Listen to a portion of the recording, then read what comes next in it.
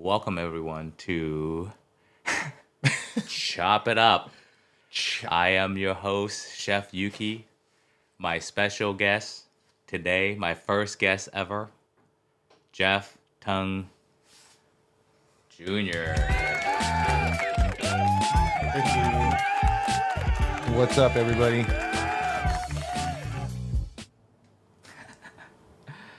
Jeff is a mortgage broker. He has his own mortgage brokerage firm. It's called Keybuzz Mortgage Solutions. Key Buzz with a little bumblebee.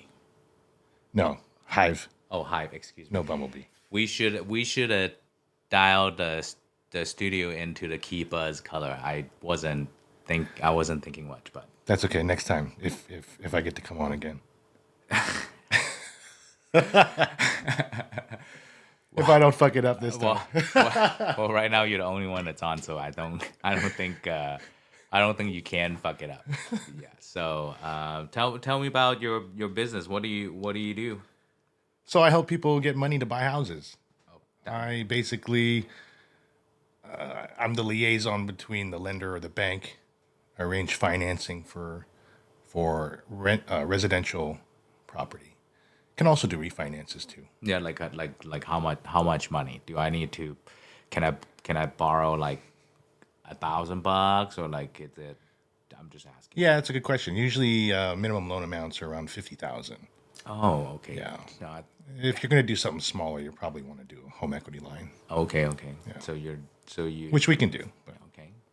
50. That's good. I actually thought I have to be in like the millions to be dealing deals with you, but that's Okay. because you're on track to be. no.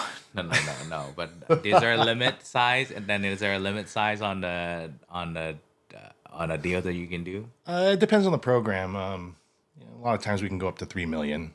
Then they have super jumbo, which the Hillsboroughs, the Okay. Menlo Athertons. I mean, Okay. Yeah. Well, in the Silicon Valley, you got to be able to. yeah, of course. I Yeah. mean, starting out, you're at $1.2 million anyway, just to live in anywhere in the peninsula, right? Okay. What? Yeah. So tell me, how did you get started doing like this whole mortgage deal? Like I know I personally met you through some close friends, and the first time we met each other was like camping last year. I Yeah, think, which or you- 2 years ago. Yeah, I don't remember. Which I heard that you guys are never coming again. Not to not come again, but just maybe. Just come during the day, Yeah, eat just- lunch, and then go home. Yes, we will bring lunch this time because last time we were supposed to bring lunch, and then we brought lunch for ourselves and forgot about everybody else. Yeah, I So, know that burrito looks pretty good. And then I was like, "Hey, honey, how come everybody's just like looking at us eating? How come they're not eating?" I mean, you were supposed to cook. Yeah, and she's like, "Oh shit! I think we're supposed to bring the burritos, but." Jay, give Justin some of your quesadilla. And I was like, honey, I am the professional chef. When you volunteer to people that the professional chef is bringing food, you can't yeah. So anyway, we have to come camping regardless, not staying a night, but it's tough work. I mean, the kids, Yeah. they're supposed to get dirty, right? They don't have to shower. It's only a couple days. You tell Sue that. Yeah, no, it's yeah. So yeah, I met you at camping, and we kind of hit it off, and Yeah. I kind of find that you're kind of like the guy. If I would have been like born here, just kind of. Living your dream. Like I was kind of, I don't like to use the word envy because the word envy is not good for anybody. Yeah, Right? yeah. But maybe I was kind of looking up to you and in your situation, and I was, I cook. Like my friends are like dishwashers and like prep. I mean, that was the first thing you told me was that you're a high-paid dishwasher. No, yes. So that was intriguing. Yes, but having like real people as friends, like that call me friends was an honor. Yeah. No, I think that was kind of one of the reasons why we hit it off, right? Yeah. Because immediately kind of started to talk about your experiences, my experiences. I was really not surprised, but I was really intrigued with your story, right? And kind of thinking about how I grew up versus how you grew up, the differences there, and how we're in the same place, essentially, family, kids, kind of, I guess, demographics. Right. But your experiences were just completely different than mine, right? Yeah, just a little bit, and you kind of referring that you haven't traveled much. I mean, You did- I don't even think it was a travel. It was just, yeah, your story of coming here and going through the coming to America. process, right? Yeah. Like Eddie Murphy. Yeah.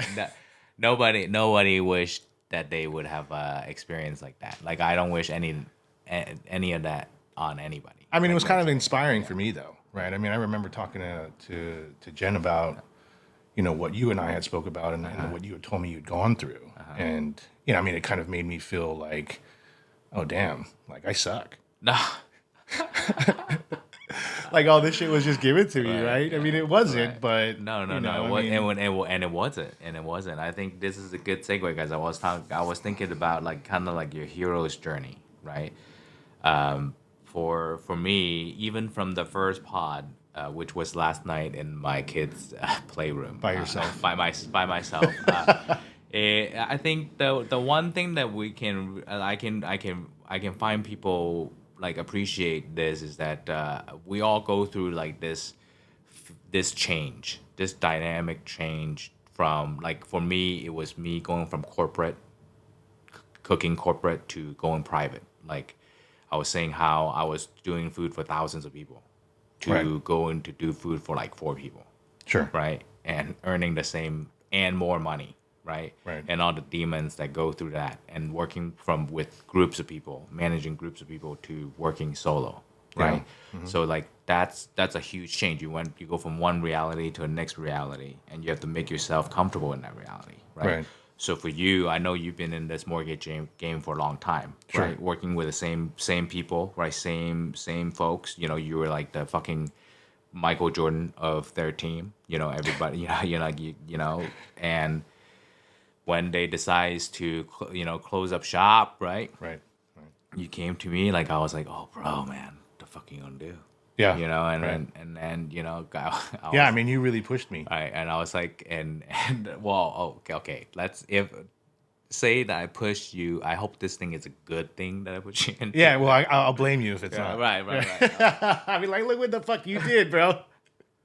Let's see what kind of sound effect I have. No, not that one. I think I have like a punchline. Next time we tell the joke, we gotta do All right, this. yeah. Okay, I lost Yeah. that train. Yeah. No, we were talking about how when the company that I worked for Yeah. or worked with decided that it was a good time to exit the market. Right. And you were like, oh yeah, I'm just gonna go to this brokerage Yeah. and just hop on their list. Yeah, you poo-pooed me right away. You were like, I was like, what why the would fuck you is do that? that? Like, and I was like, so how much do you have to pay them to get on their list? Right. Yeah, just continue to be mediocre, Jeff. Right. Yeah. No. No. But like, just like how much work it actually takes, right? Right. For you to take the other part that people are taking away from you. Sure, Right. yeah. Like the big thing, like and we right away we're like, hey Jeff, what's your hurdle? Right. It's Right. like you're like it's Maria, right? She's my right hand. I gotta Sure. get her to be on salary, and then we're like, well, okay, how much would you make in a deal, right? Yeah. And how many deals would you need to make as a broker Right. to make her year salary? You're like, okay, Right. let's not say out here just in case Maria listens to Right. this. Yeah. No, we wouldn't keep that Right, confidential. right, Sure. exactly. I don't have a bleep thing.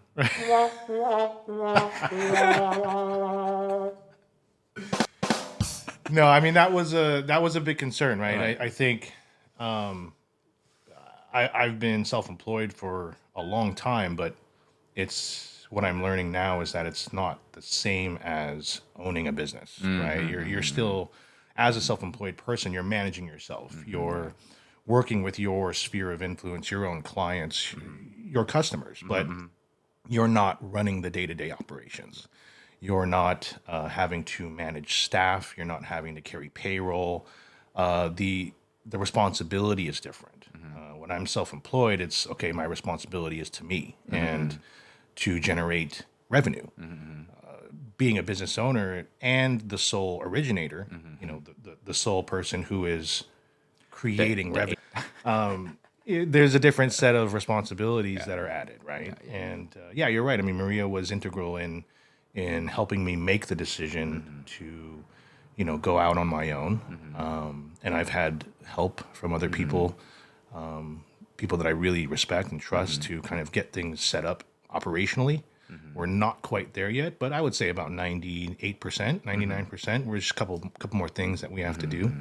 But yeah, you were one of the people that kind of really made me think after we had a conversation. I mean, I thought for the next few days, like, what's holding me back? Right. You are holding you back. Yeah, absolutely. I mean, we're our own worst enemy, right? Right. The self-doubt. Sure. Yeah. No, for sure. No. And I'm so glad that you didn't, because you do have options, right? You were gonna either work on, another company, or your father is a very successful real estate broker, and he's always asking you to kind of take over, and you've always kind of said no. You kind of want to make it for yourself, so to speak. Yeah.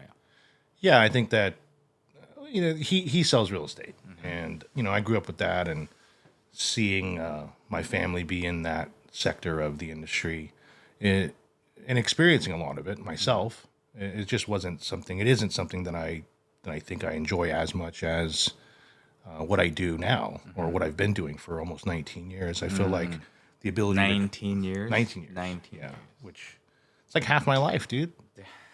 Yeah. Yeah, you've helped a lot of people for a long time. Yeah, I'm doing the mortgage stuff, financing. It just, in comparison to selling real estate, in my opinion, the financing side of things I really enjoy, because it helps establish a relationship. I know so much about people. I have to know. I have to know where they want to go. I have to know what their family is like. I have to know what their finances look like. If they have shitty credit, we got to fix that. Put together a plan, right? Like, why do you have shitty don't credit? walk away from the shitty credit. Right. I mean, those are the folks who need the help the most, right? That's and right. those are the relationships that I covet the most, right? We get them from zero to hero. Yeah. In sometimes a very short period of time. And they're so grateful. And when I get to sit down with them at the end of the day, and they're signing their paperwork for their first home that they never thought that they were going to be able to buy. And then coming 5 years later, they're coming at me like, we're ready to invest. Where are you putting your money? Yeah. I'm like, that's such a huge success story for me and them. So it's very gratifying. No, that's great. And relationship for sure.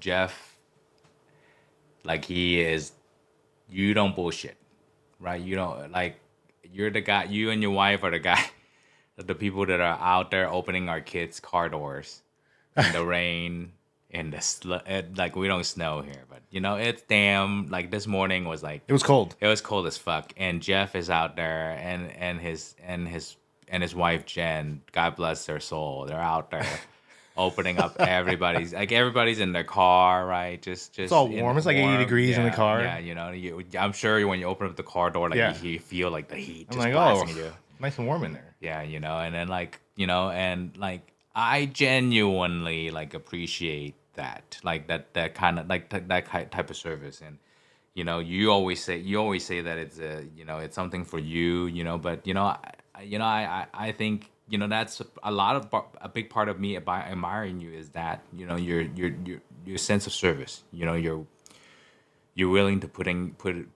yourself out there. Yeah, I mean, honestly, I feel like it is kind of a selfish thing, right? Like, Yeah, you keep saying that. I don't understand. I don't understand, like, standing out in the cold, or in the heat. Just get up and no, it's cool. Yeah. I mean, before both kids were at the same school, I never went with them to get dropped off. Right. Right. So now they're at the same school. I'm trying to enjoy, I guess, as a parent. I'm trying to enjoy the time that I have, because sooner or later, I keep thinking this, right? At some point, they're not going to want me there. Right? Yeah. They're not going to want to hang out with me. I'm not going to be Superman anymore. Right. Yeah. And a lot of the older folks, the more tenured, the more experienced people are like, you need to enjoy this now because, in the blink of an eye, it'll be the past, right? yeah, and for sure. and I'm sure you can understand that, Yeah. right? Oh yeah. So, but yeah, I feel like it is a personal thing. It's or more of a selfish thing because I get to go with them. Right. And then I really enjoy being the first thing that the little kids see. Like, I don't want to do the other side right, where Jen is, right? Yeah, Like, yeah. I like the kindergartner That's right. side. Yeah. I open the door and they're like, "Good morning, Mr. Tung," and then it's also cool because it forces me to walk home. Yeah. Because my wife leaves me there and she goes to work, right? So I'm like, all right, I'll take the That's long right. road, You gotta, 2.5 you miles. gotta get your step in. You gotta get your steps. Yeah, I gotta in. close those rings, right? Jeff walks so much that he walks shoes to the ground, and then he goes back before his time return period is over. He's like, "Hey, I worn out this pair of shoes. Where's my guaranteed 25,000 miles? Where's my certs? Shout out to Fleet Feet. 90-day return policy if you don't like them, or if you break them down in 90 days. I mean, I went through 2 pairs of shoes, and I was like, these are no good. And they gave me brand new ones. with a smile, dude. Yeah. And a free pair of socks. He was like, well, try these socks, I mean, maybe that's why you're grinding away at the insole. Yeah, then they just love. Yeah, you were there that day, Yeah, right? I was there. Maybe because you bought it at the rich people area. Yeah. I mean, they are in Menlo, right? Yeah, Menlo. Yeah. So I think thank you for coming on the pod. Oh yeah. I think we can plan more For sure. in advance of what we talk about. But this is a good intro for everybody to get to know Jeff. I have no idea when this will get published, but thank you so much for Absolutely, man. for being here. Your setup is dope. Yeah, no, and this is your garage, and this is his snake right here. All right, so see you, everyone.